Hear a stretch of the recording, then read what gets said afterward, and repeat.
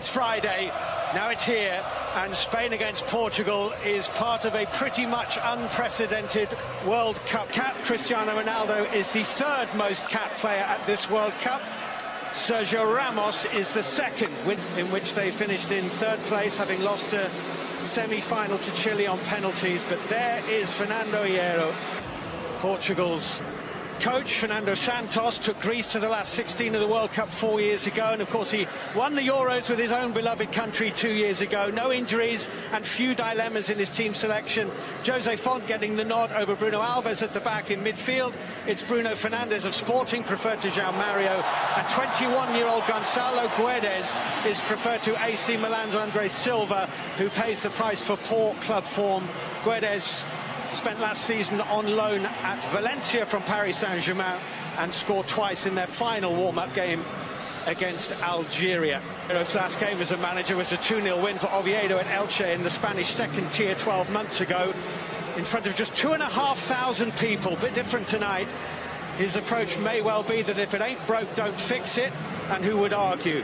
Dani Carvajal not yet ready after his hamstring injury in the Champions League final. His replacement in that final, Nacho, replaces him tonight too at right back. The incomparable Andres Iniesta starts, and we simply must savour him whilst we can.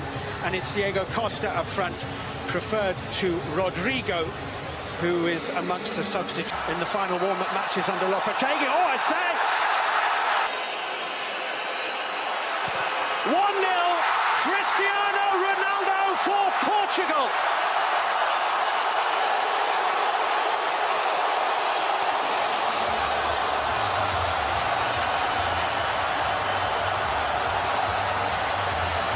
Absolutely nerveless, as you would expect from the man playing his 36th game in major tournament football. Super penalty from a wonderful player. Ahead here by Bernardo Silva. Cristiano Ronaldo touching it for Guedes. Floats it in. There was a lovely movement inside. Oh, what a shot that is! Jordi Alba saved on the line. That's Pepe, and he's in a little difficulty. Got a hand from Diego Costa. Referee says play on. Costa makes it 1-1. What a match we have here.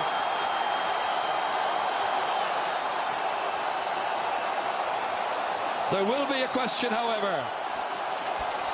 Was Pepe fouled in the build-up to that by Diego Costa?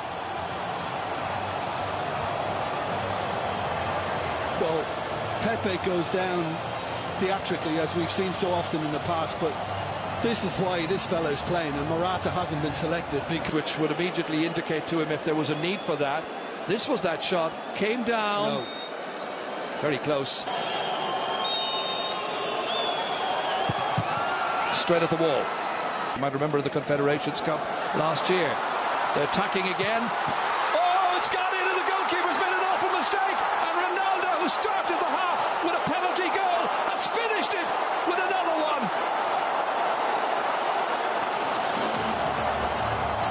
And this time, David De Gea will know that he really should have stopped that. Celebrate on this occasion to keep it alive and feed Ronaldo, but this is a collector's item. David De Gea doesn't do this.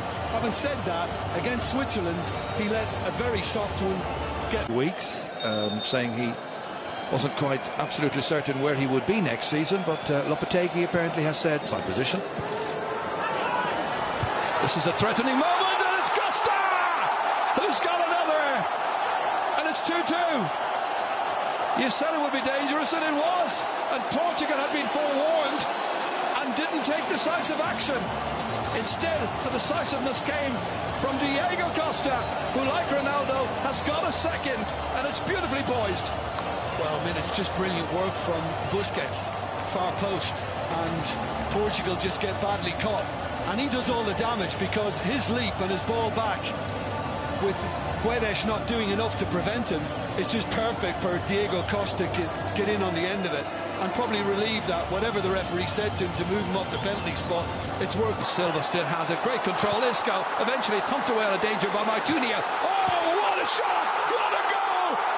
What a way to go in front! And it's Nacho, the man who could conceded the penalty in the opening 5 minutes, who's put Spain in front for the first time ever after 58 minutes. What a shot, and what a time to get your first ever international goal. Some goal. Well, what a hit this is, you know, and it was all, I think, a little overdone by, not Isco, but certainly Jordi Alba, but David Silva was the one kept it going. It's just a kind break because it comes off Carvalho into Nacho's path. But you've got to give him credit because he... Can he smash it in? Can he what? Who else would dare to do that? The manner in which he approached it. The stage at which the game is at. Only one man, I suppose, on this planet would have the nerve, with 3 minutes to go, to come up, deceive everybody, and smash it into the back of that Spanish net. And it's 3-3.